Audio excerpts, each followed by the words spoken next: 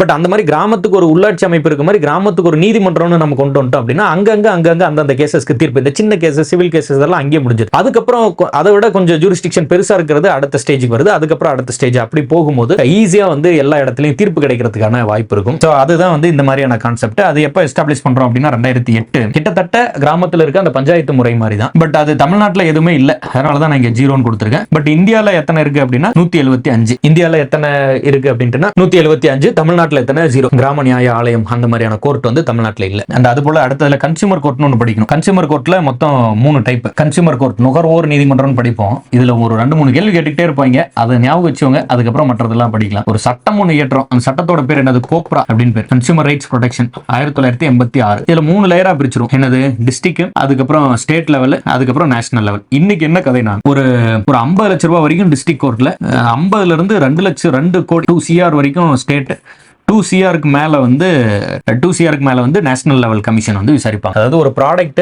நுகர்வோர்ல அதுல வந்து பிரச்சனை 50 லட்சம் ரூபாய்க்குள்ள இருக்கு அப்படின்னா அது வந்து மாவட்டத்துல, 50 லட்சத்துல இருந்து 2 கோடி ரூபாய் வரைக்கும் இருந்தா டிஸ்ட்ரிக்ட்ல, ஸ்டேட் லெவல்ல 2 கோடி ரூபாய்க்கு மேல இருந்தா நேஷனல் லெவல். இது வந்து 2021 கரெக்ஷன் பண்றோம். அதற்கு முன்னாடி இன்னும் இதான் நம்ம வந்து பண்ணிருப்போம். அதாவது 1 கோடி ரூபாய் வரைக்கும், அப்புறம் 1 to 10, அப்புறம் 10 கோடி ரூபாய்க்கு மேல அப்படின்னு பண்ணிருப்போம். அதற்கு முன்னாடி வந்து 20 லட்சம், அப்புறம் 20 to 1 அந்த மாதிரி வந்து, அப்புறம் 1 கோடி ரூபாய்க்கு மேல அந்த மாதிரி சில டிஃபரன்ஸ் எல்லாம் கொடுத்துருப்போம் 1986ல. இது மறந்துட்டேன் இந்த இடம். பட் இது வந்து 2019ல இருக்கும். இந்த 1 to 10 அந்த மாதிரி எல்லாம் 2019ல இருக்கும். அதெல்லாம் மாத்தி 2021ல இந்த மாதிரி எல்லாம் மாத்தினதா கொடுத்திருப்பாங்க. பட் எனிஹவ் இப்போதைக்கு ஒரு அந்த வேல்யூஸை பொறுத்து நம்ம என்ன பண்றோம் அப்படின்ட்டுனா இந்த மாதிரி வந்து அந்த கோர்ட்டோட எந்த கோர்ட்ல விசாரிக்கணும் அப்படிங்கறத நம்ம வந்து முடிவு பண்ணிக்கிறோம். இன்னைக்கு இதுக்கு வந்து இந்த மாதிரி தான் 50 லட்சம் to 2 கோடி ரூபாய்க்கு மேல இருந்தா அந்த வேல்யூ வந்து அதுக்கு மேல இருந்தா அது வந்து நேஷனல் கமிஷன்ல விசாரிக்கணும். கோப்ரா ஆக்ட் எப்போ 1986. அண்ட் இதுல இன்னும் 2 இது இருக்கும், அதை அசைன்மெண்டா எடுத்துட்டு பதில் சொல்லுங்க. அதாவது இந்திய நுகர்வோர் தினம் அப்படின்னு படிப்போம். இந்தியாவுக்கான நுகர்வோர் தினம். இந்த இந்தியாவுக்கான நுகர்வோர் தினம் வந்து இந்த சட்டம் இயற்றணும்ல,